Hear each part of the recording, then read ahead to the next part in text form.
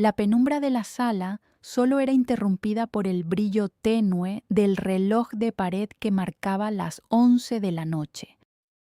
Julián permanecía sentado en el sofá, con la mirada fija en la puerta principal, esperando el sonido de las llaves que anunciaba el regreso de su esposa, Elena.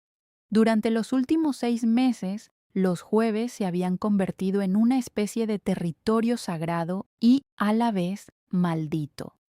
En la agencia de publicidad donde Elena trabajaba como directora creativa senior, se había instaurado lo que su jefe, Sergio Varela, llamaba la regla de la noche de chicas. Bajo el pretexto de fomentar la cohesión del equipo femenino y realizar sesiones de lluvia de ideas en un entorno distendido, Varela obligaba a las empleadas a quedarse hasta altas horas de la madrugada en la oficina o en locales privados de la ciudad. Julián, un hombre de naturaleza analítica y paciente que se ganaba la vida como arquitecto de sistemas, siempre había respetado la autonomía de su esposa. Ella era una mujer brillante, fuerte y apasionada por su carrera, pero algo en la estructura de esas noches de jueves empezó a generarle una inquietud que no lograba silenciar. Elena regresaba cada vez más retraída, con un aroma a tabaco que ella no fumaba y una mirada perdida que parecía evitar cualquier contacto visual prolongado. El cambio no fue abrupto, sino una erosión lenta de su personalidad vibrante. Sin embargo, el punto de inflexión ocurrió un viernes por la mañana, mientras Elena dormía profundamente debido al agotamiento.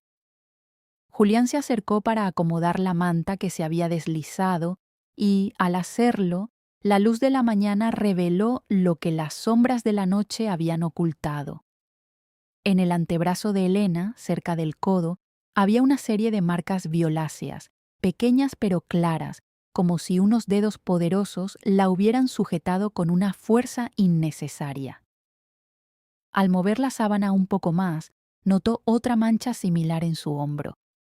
El corazón de Julián dio un vuelco doloroso.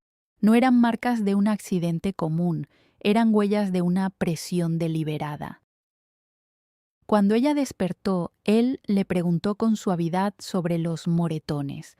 Elena, en un acto de autoprotección que a Julián le desgarró el alma, se cubrió rápidamente y soltó una risa nerviosa, atribuyéndolo al choque con una mesa durante la frenética sesión de la noche anterior.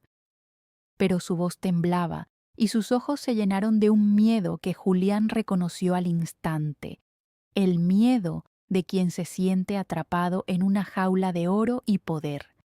Julián decidió que no confrontaría a Sergio Varela de inmediato. Sabía que un arranque de ira solo pondría a Elena en una posición más vulnerable, dándole al agresor la oportunidad de victimizarse o de destruir la carrera de su esposa antes de que ella pudiera defenderse. En lugar de eso, Julián activó su mentalidad de ingeniero. Comenzó una fase de observación y búsqueda de patrones de manera extremadamente discreta. Utilizó sus conocimientos tecnológicos para rastrear la ubicación del vehículo de Elena durante esas noches de chicas y descubrió que, a menudo, el grupo no estaba en la oficina, sino en una propiedad privada a las afueras de la ciudad que pertenecía a una sociedad anónima vinculada a Varela. Julián empezó a pasar por la oficina en horarios inusuales, supuestamente para llevarle un café o recogerla, observando desde la distancia las dinámicas del poder. Notó cómo Varela se posicionaba siempre en el espacio personal de las mujeres, cómo su lenguaje corporal era invasivo y cómo las demás empleadas bajaban la vista cuando él pasaba.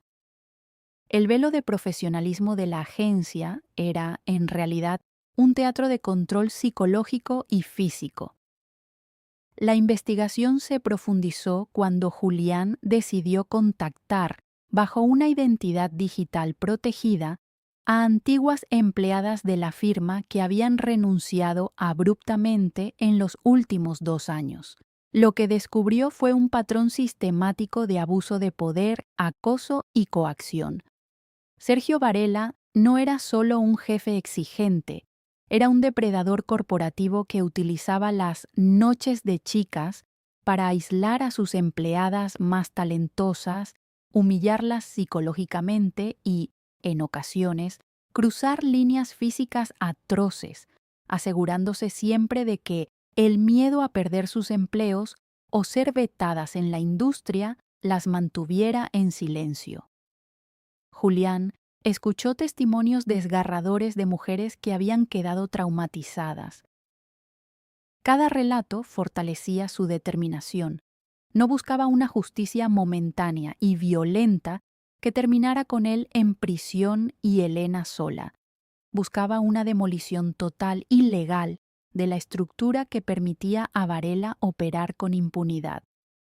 Con la ayuda de una investigadora privada especializada en delitos corporativos y un abogado de ética laboral de alto nivel, Julián comenzó la meticulosa recolección de pruebas.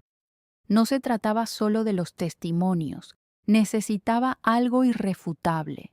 Aprovechando una cena de gala de la industria publicitaria donde Varela sería premiado, Julián logró, mediante un contacto en el equipo de seguridad técnica, acceder a ciertos registros de comunicaciones internas y grabaciones de cámaras de seguridad de las áreas comunes del edificio que Varela creía haber borrado. También instaló un software de grabación ambiental en un colgante discreto que Elena comenzó a usar.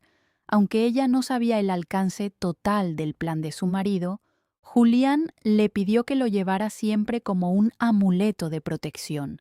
La evidencia empezó a acumularse: correos electrónicos con amenazas veladas, grabaciones donde se escuchaba el tono despectivo y violento de Varela, y registros financieros que mostraban el uso de fondos de la empresa para alquilar los espacios donde se llevaban a cabo las sesiones de abuso. La noche del juicio final no ocurrió en un tribunal, sino durante una reunión de emergencia que Varela convocó un jueves especialmente tenso. Julián sabía que esa noche el hombre planeaba presionar a Elena para que firmara una cláusula de confidencialidad leonina tras un incidente particularmente agresivo en la oficina. En lugar de permitir que Elena fuera sola, Julián coordinó con 3 de las ex empleadas que habían aceptado testificar y se presentaron en la recepción del edificio junto con un notario y el equipo legal. Mientras tanto, en la sala de juntas, Varela estaba en medio de uno de sus discursos de poder, menospreciando el trabajo de Elena y acercándose a ella de esa manera intimidante que ya era su firma. En ese momento la puerta se abrió. Julián entró, no con gritos, sino con una calma gélida que descolocó por completo al jefe. Detrás de él, el abogado entregó una carpeta con el dossier completo de la investigación y una notificación de demanda civil y penal. La intervención legal fue quirúrgica. Julián no solo presentó las pruebas de las agresiones físicas y el acoso, sino que también expuso un esquema de fraude fiscal que Varela utilizaba para financiar su estilo de vida y sus actividades de integración. El impacto fue inmediato. La junta directiva de la agencia, que hasta entonces había hecho la vista gorda, se vio obligada a actuar para salvar la reputación de la empresa ante la amenaza de un escándalo público masivo.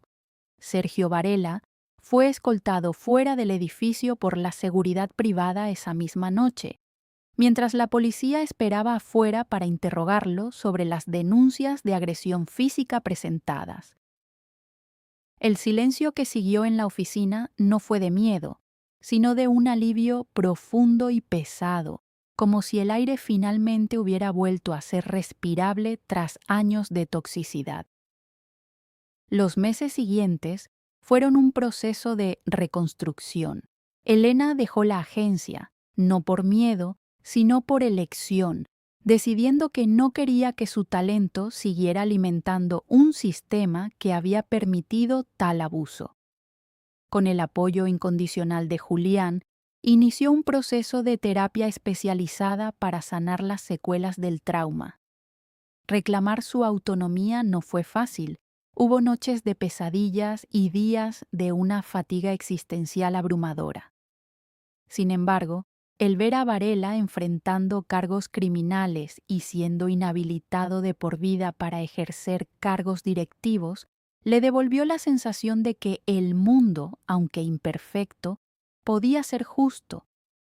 Julián estuvo a su lado en cada paso, recordándole que su valor no estaba determinado por las cicatrices que ese hombre intentó dejarle, sino por su capacidad de levantarse y caminar de nuevo.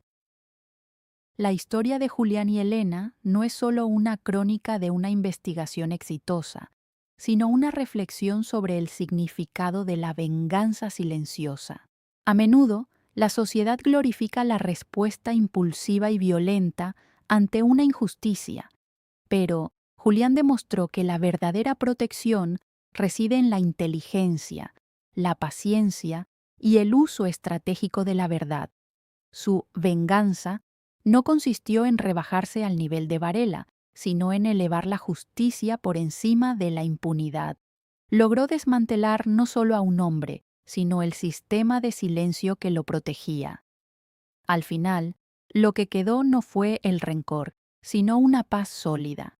Elena recuperó su brillo, fundó su propio estudio creativo basado en principios de respeto y equidad, y Julián, observándola desde la misma sala donde una vez esperó con angustia, supo que el amor más grande es aquel que no solo acompaña, sino que lucha en silencio para asegurar que la luz del otro nunca vuelva a ser apagada por la sombra de nadie. La justicia, cuando se sirve fría y con una preparación impecable, tiene la capacidad de restaurar no solo el orden legal, sino la dignidad del espíritu humano. Aquellas marcas en el antebrazo de Elena desaparecieron con el tiempo, pero la fortaleza que ambos construyeron en su lugar se convirtió en un cimiento inquebrantable para el resto de sus vidas.